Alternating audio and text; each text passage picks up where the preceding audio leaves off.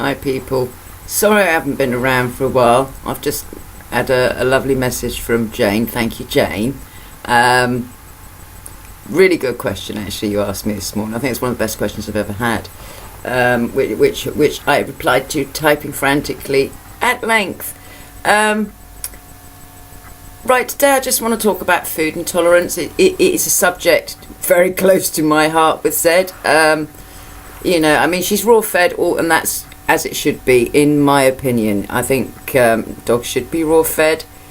I think people have become too used to seeing overweight dogs, including vets.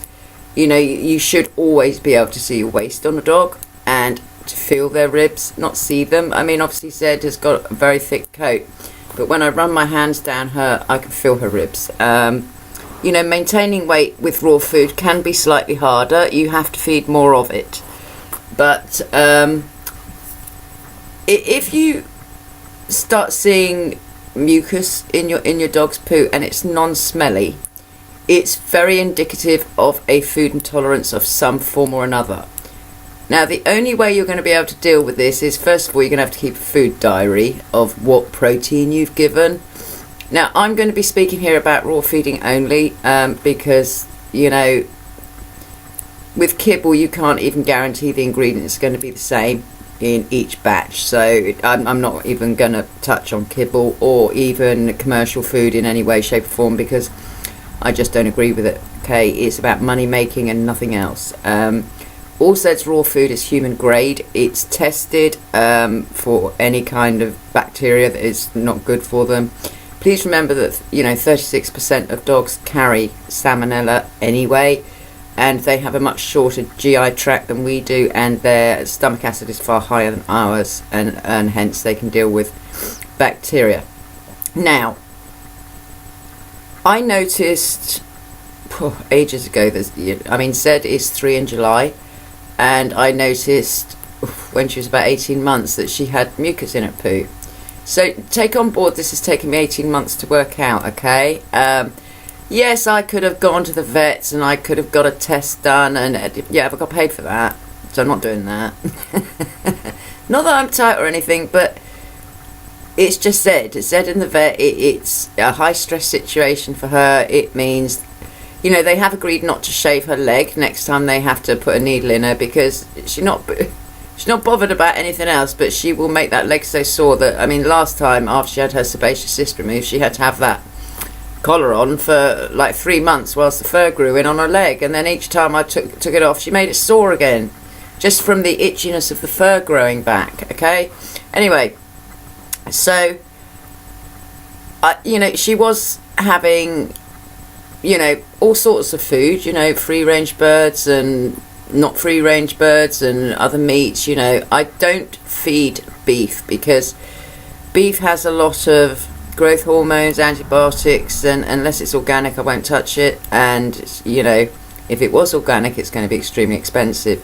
So it turns out that Zed has an intolerance to free-range birds. Now that is free-range chicken, duck, pheasant, quail, anything, turkey, anything that is free-ranging. So it's something those birds eat that doesn't agree with Zed. Now, standard chicken is probably grain-fed, and I don't really agree with the way they're raised, but, I've got to feed my dog. Now, where I was getting my food, was chicken-based. So the bone they were using was chicken. Now, that's great for starting out with raw feeding, but there's not enough calcium in chicken bone alone. There just isn't. It's as simple as that. So I am using several suppliers at the moment, and Zed has lamb ribs, and that really does help. And I've got a lamb-based minced or ground mince that I add a very small amount to her evening meal, just to bolster that. And so, because it was very noticeable after her evening meal that she would have an abnormal poo. Now, I'm not saying she had an upset stomach at all, but she would sometimes have mucus, or it would be unformed properly. The last bit would be unformed, and this is not how it should be. With raw-fed dogs, the stool should be firm, you know, and you know. But Zed was straining, and so she was very constipated, and you know, this is something that I've heard from other people that have used the supplier that I used to use all the time. Their dogs were getting constipated all the time, and you can't just keep feeding chicken bone. I'm sorry, people, it's just no good. It's no good. Got to bury it up.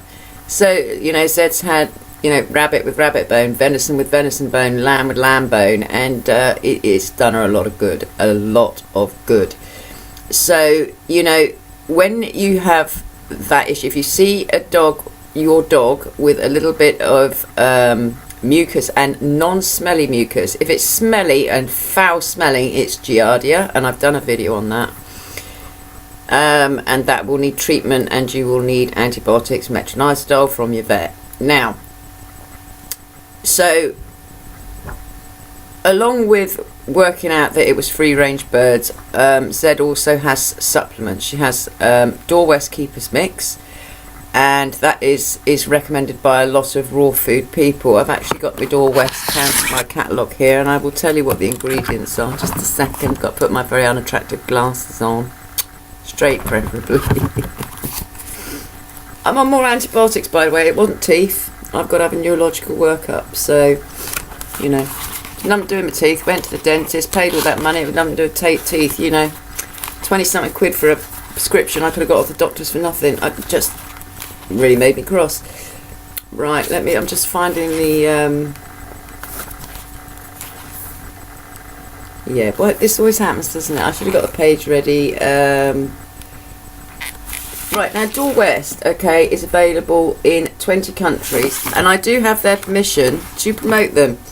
And they have everything. Zed is on there, glucosamine and chondroitin. Please remember that's made out of shellfish, which I am actually allergic to.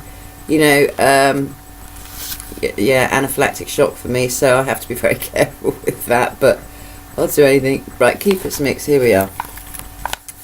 The active ingredients, no, these are the wrong glasses. I've got to put really ugly glasses on now to see. Don't know why I find everything so funny. It's lack of sleep, probably. Ugh. Right, I can see though. It's got finely powdered kelp, seaweed, celery seeds, lucerne, which is alfalfa, nettles, rosemary, psyllium husk, clivers, and wild yam. Now, as anybody that knows anything about raw feeding, or who has read Dr. Ian Billinghurst's book, kelp seaweed is very important for digestion. Now, Zed has, it's all done on weight, and the glucosamine and chondroitin she has is not because she has any joint problems, it's to keep her synovial fluid nice and healthy. So because she's such a hard working dog, you've got to realise Zed is 11 hours of my day every day, and people wonder why I look so tired.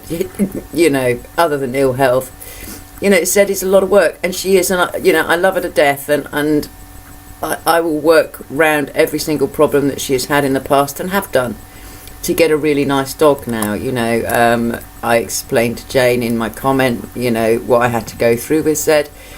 You know, I'm going down a rabbit hole here, sorry. Right, back to food intolerances. So you've got to literally feed individual proteins. Now, if everything is chicken bone based, you can't. You know, yes, they do just chicken, but that doesn't help you when it's like you add in chicken with lamb, or chicken with turkey, or chicken with pheasant, or chicken. Do you see what I mean? It just doesn't help. You need individual proteins. I know she's 100% okay on rabbit now, and that's wild rabbit, and you don't get more free range than that. So it's a bird issue, we said. It's a very, very unusual intolerance, and it is something those free range birds eat. But I simply don't feed her free range birds. That's it. You know, there's loads of other options. I mean, she does well on lamb. She loves her lamb ribs as long as it's got some sternum bone on it, you know, so it's not just thin ribs with not much meat and not much chewing involved.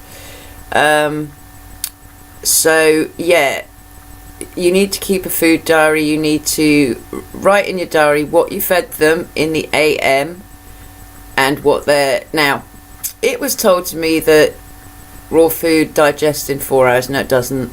You're looking at a sort of... With Zed, I'm looking at a 24-hour period. So what I feed her for her next meal this afternoon will show the next afternoon how her poo is. So please take that into account when keeping a food diary.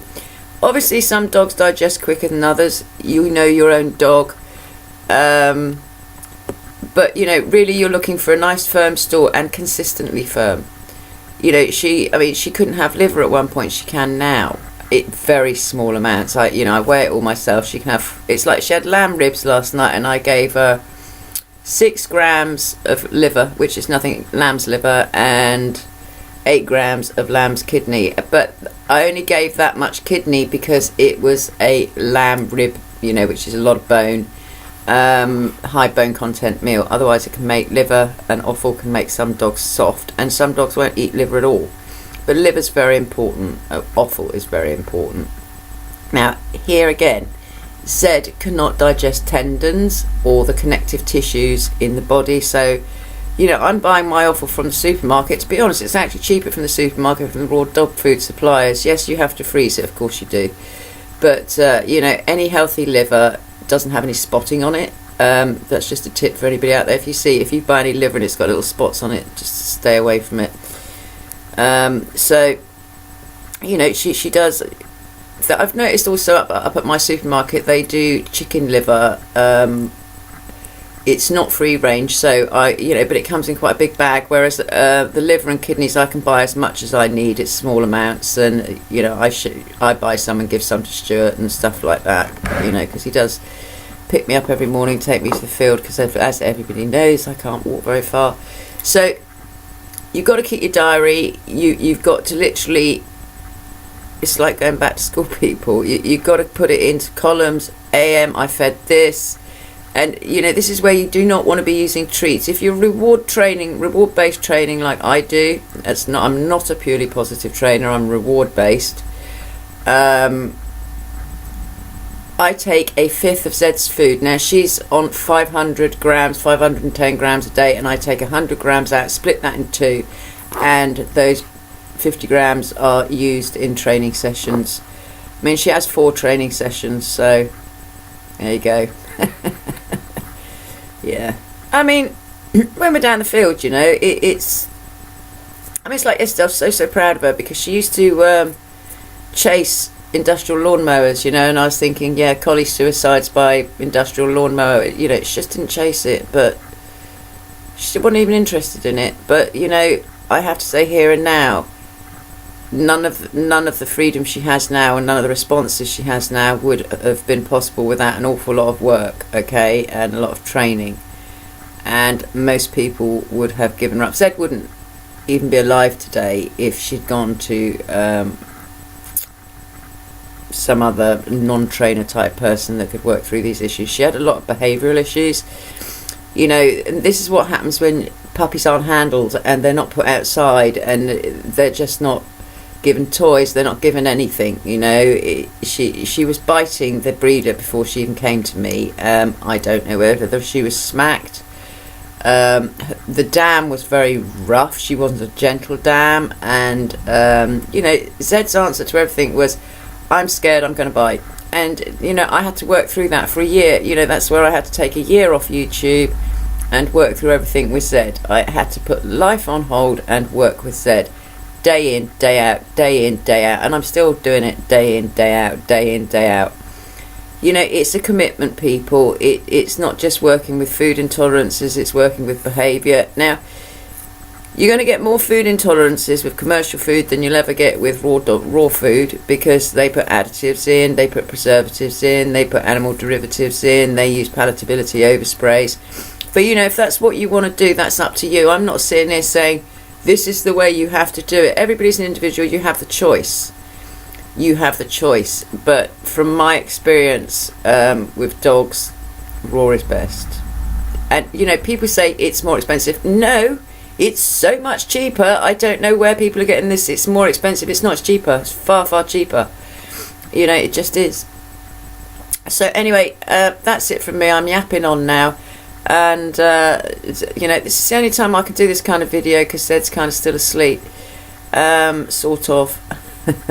She's been brilliant looking after me. But I finished my antibiotics today and she's already indicating on the side of my face. I mean, my doctor did ring me because I'm having some slight weird issues. I can't eat. I don't even have the words to explain them, but it's a neurological issue, we think.